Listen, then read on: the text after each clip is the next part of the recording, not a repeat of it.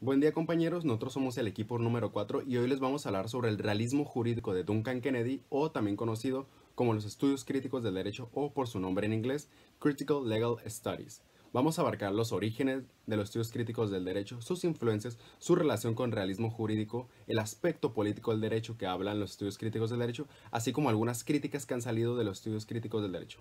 Iniciamos. Hola, mi nombre es Lizeth Jiménez Paredes y en esta ocasión les haré una introducción acerca de los estudios críticos del derecho. No podemos entender a los estudios críticos del derecho sin su fundador, que es Duncan Kennedy. Actualmente es profesor de jurisprudencia de la Facultad de Derecho en Harvard. Albert Clasamiglia define los estudios críticos del derecho como una variedad de autores que piensan diferentes cosas sobre un mismo tema. Los miembros de los estudios críticos del derecho suelen denominarse crits y entre ellos existe mucha inconformidad entre los temas, siempre están en pelea constante sobre sus diferentes puntos de vista. Para muchos de ellos esto es una virtud, pero para otros suele considerarse como un obstáculo en el movimiento, y también por eso se les dice Babel, debido a la gran cantidad de doctrinas, referencias y filosofías que existen entre ellos.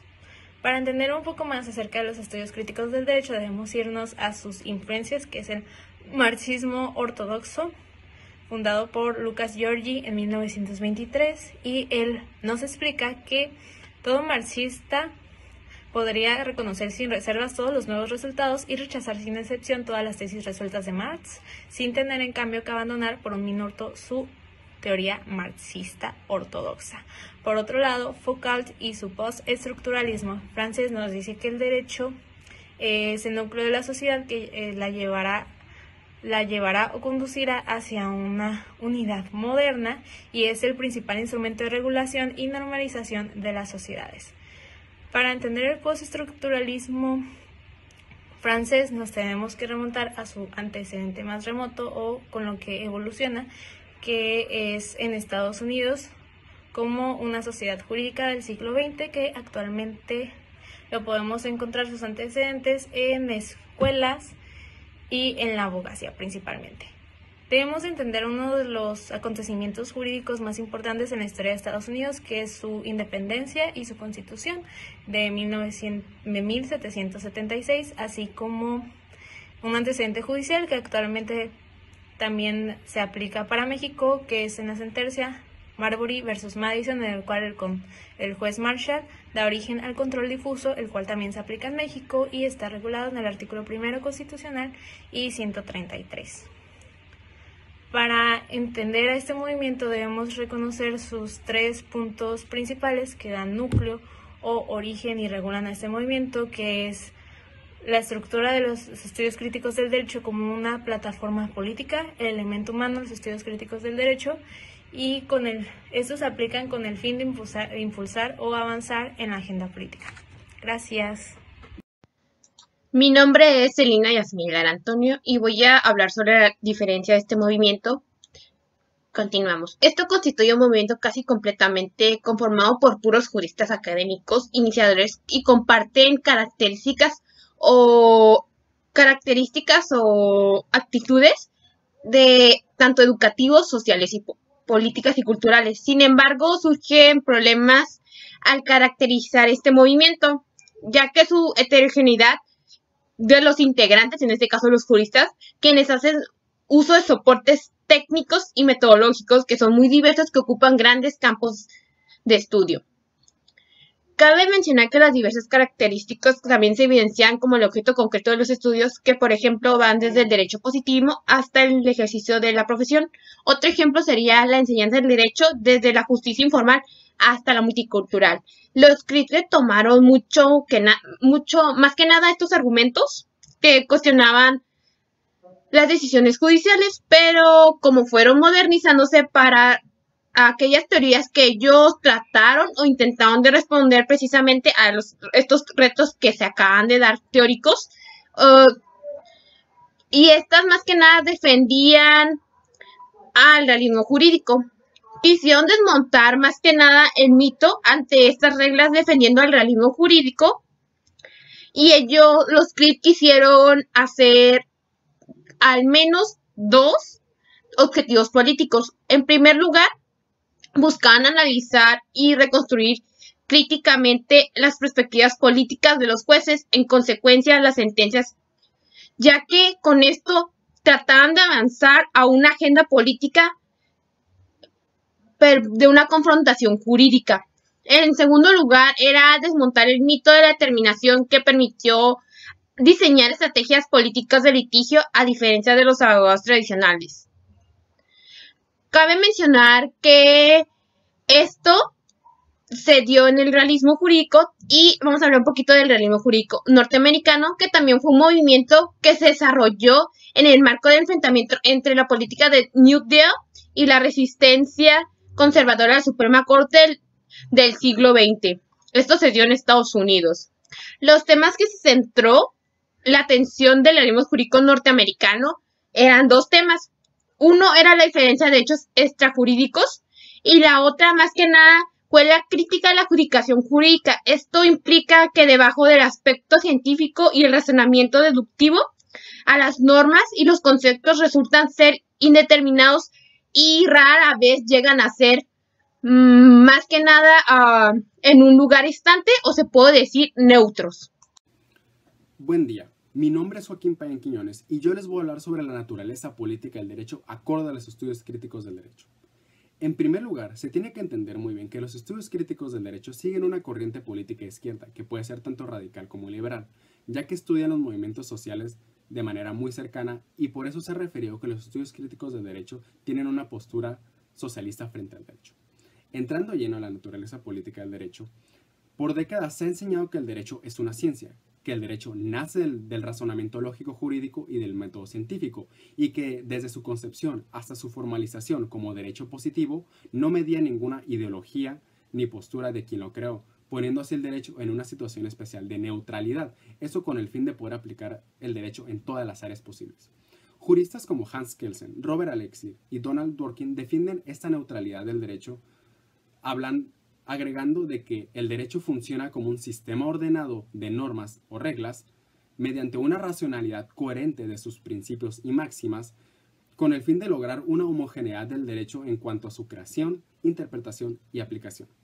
La neutralidad del derecho se ejemplifica en las aulas de las escuelas de derecho, en donde, cuando se enseña derecho, se enseña desde un punto de vista formalista y juspositivista. Se enseña lo que dice la norma, lo que quiso decir el legislador al crear la norma y lo que interpreta el juzgador de la norma y de lo que quiso decir el derecho. Y lo que se estudia aquí es únicamente los efectos de la norma ya interpretada y ya creada, los derechos y obligaciones que crea, negando así cualquier influencia para la creación, interpretación y aplicación de la norma. Para los estudios críticos del derecho es incorrecto decir de que el derecho es neutral o apolítico, ya que realmente sí tiene influencias de otras áreas, como por razones económicas, sociales, culturales, políticas, ya que el derecho es social, su naturaleza social, ya que sirve para regular relaciones dentro de las sociedades.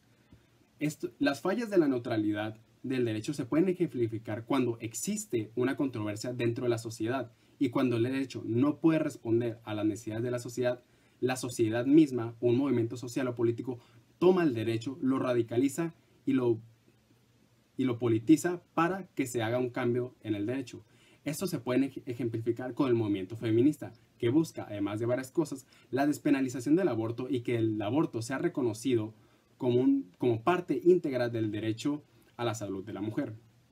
En primera instancia, el derecho pierde su neutralidad cuando el Estado utiliza el derecho para mantener el status quo de la sociedad y para mantener oprimida a la mujer, mientras que el movimiento feminista radicaliza el derecho, ya que hace de que obtenga una influencia por parte del feminismo para crear derecho, lo politiza para que sea escuchado su movimiento y se logre un cambio dentro de la sociedad.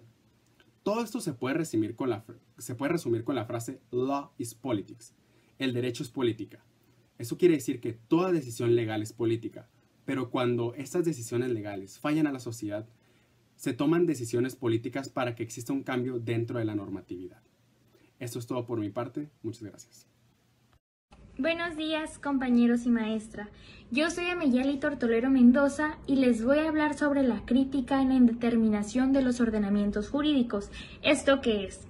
Bueno, la crítica a la indeterminación de los ordenamientos jurídicos se da cuando una norma jurídica que se encuentra escrita, con el transcurso del tiempo salen más casos a resolverse en base a esta norma, pero debido al tiempo que ya transcurrió, se da una interpretación diferente al que la norma tenía en un principio, cambiando pues el sentido de la misma.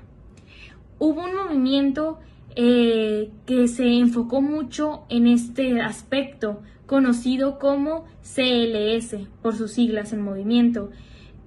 Tuvo un fuerte énfasis en las lagunas, conflictos y ambigüedades que existen en los ordenamientos jurídicos positivos, haciendo esto que fuera muy difícil la interpretación, ya que pues por lo mismo esta indeterminación confundía el sentido que se tenía en un principio a la norma. Aquí esto es una radicalización tanto de ideas europeas como norteamericanas, haciendo que fuera inevitable las lagunas y conflictos y creando indeterminación en el ordenamiento jurídico positivo de lo que se quería reconocer en la corriente dominante de pensadores de derecho, ya que ellos no afirmaban que este problema, por así decirlo, se diera mucho. Hubo una tesis que la CLS apoyó, en donde indican que los jueces no siempre resuelven conforme a las normas de derecho, ya que como conocemos, pues hay principios, valores e ideales a los que se apegan, pero también dicen que se apegaban mucho a la íntima relación que tienen las normas y la política. La interpretación que la CLS quiso dar a conocer es referente al formalismo jurídico. El formalismo jurídico es una teoría que se tiene de cómo resuelven los jueces los casos que se les presentan. Y aquí mismo indica que exacto, que no siempre resuelven conforme a las normas jurídicas, ya que, como sabemos, se apegan a los principios y también se apegan al bloque de constitucionalidad que son construidos y lo hacen patrimonio de la ciencia jurídica. Por lo último expuesto, se reafirma que existe indeterminación en los ordenamientos jurídicos, ya que no solamente se resuelve conforme a la norma, sino a diversos criterios, dándole al juzgador que interprete la norma, y esto crea más lagunas en el derecho. Por mi parte sería todo. Gracias. Mi nombre es Corema Gutiérrez Segovia y voy a hablar sobre la crítica al dogma de la enseñanza del derecho. Los estudios legales críticos son un movimiento que comparten un proyecto de reforma a la educación jurídica, así como también es una actitud crítica a la forma en que funciona esta enseñanza jurídica. También es una crítica humanística hacia la educación jurídica. La premisa principal de los estudios legales críticos es respecto a la enseñanza del derecho, y es que las formas convencionales del discurso jurídico son prácticas políticas y más aún prácticas que producen efectos innecesariamente conservadores para las mentes de las personas que se involucran dentro de ellas.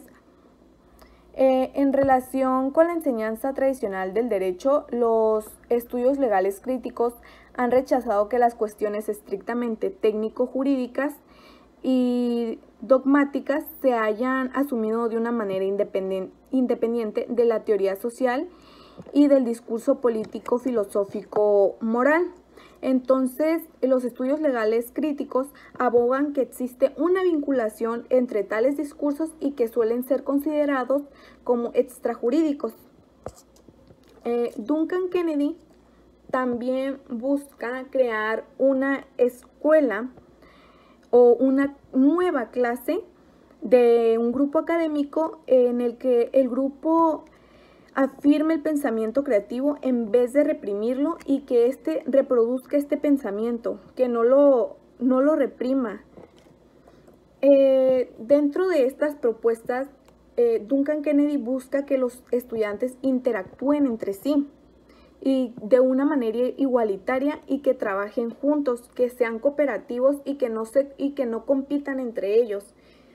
También Duncan Kennedy hace notar que es importante aprender derecho antes de normas y habilidades, para que así los estudiantes tengan más posibilidades en la práctica, que sean más flexibles. Dentro de las propuestas educativas de Duncan Kennedy se encuentran 3, que es la de reconsiderar la presencia del contenido político en la estructura del plan de estudios, y la segunda es politizar el aula, y como tercera se tiene presentar el derecho como conjunto de reglas para los conflictos que se generen dentro de los grupos.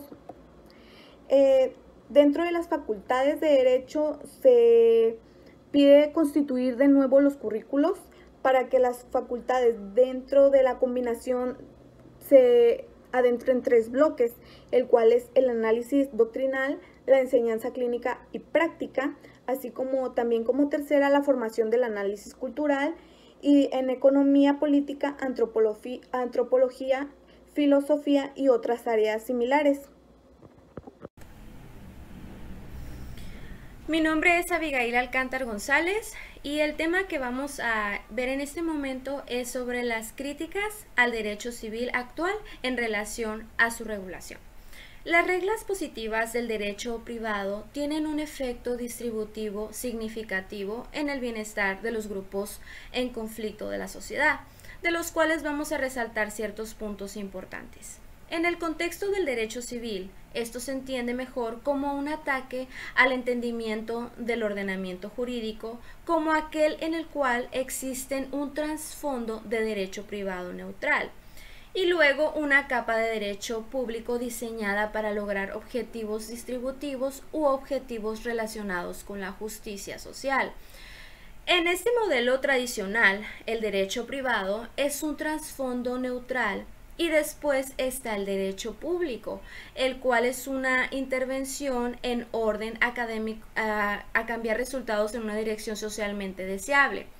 Una idea importante de los Critical Legal Students es que las áreas del ordenamiento jurídico, es decir, el derecho privado, de contratos, propiedad, daños, familia y sucesiones, que generalmente se entienden dentro de la cultura jurídica como la expresión de principios generales incontrovertibles, en realidad implica decisiones políticas.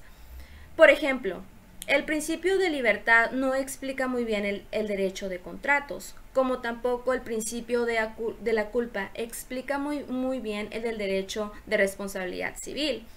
Debido a la indeterminación de los principios, el contenido de las reglas del derecho privado debe ser entendido como una serie de opciones o decisiones socialmente cuestionables.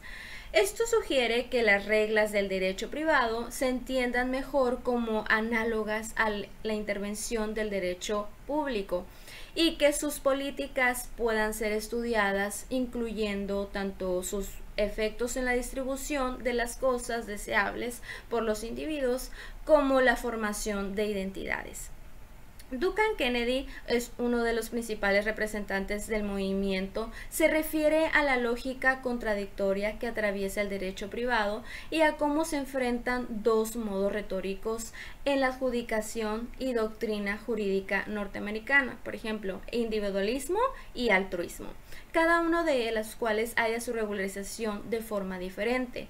El primero se concentra en la innovación de reglas rígidas y precisas. El segundo se apoya en los recursos, estándares y principios de equidad que generan decisiones con un valor relativamente bajo como procedente, posición que es desestimada por quienes critican a los estudiosos del derecho en el sentido de que ni Hahn ni Kelsen ni nadie después de ellos ha negado la relación entre derecho y política. Gracias por su atención, es todo por mi parte. Buenos días compañeros, mi nombre es Velázquez Rodríguez Catherine Damaris y a continuación les expondré sobre la crítica al derecho social actual. La CLS sostiene que el derecho y la sociedad son inseparables, pero que a pesar de que la sociedad cambie, el derecho se mantendrá y no se transformará, ya que éste se encuentra en el poder de las clases sociales altas, por lo cual defiende la postura de que el derecho tiene que ir por un lado, mientras que la sociedad tiene que ir por otro distinto. Entre dos escuelas existentes, la primera siendo el marxismo clásico y la segunda siendo el neomarxismo, se dio la disputa de que el derecho sí cambia conforme cambia la sociedad.